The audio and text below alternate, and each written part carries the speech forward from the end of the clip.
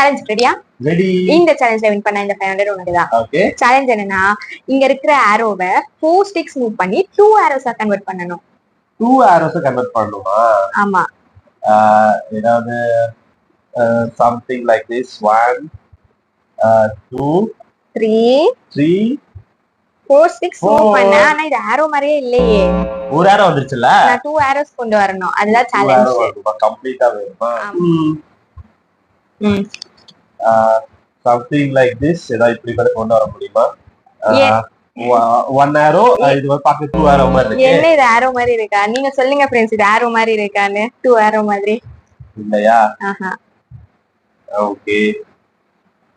இப்படி இத கொண்டு வர முடியுமா? எஸ். so 1 2 3 மூவ்ஸ் பண்ண மாதிரி தான் இருக்கே.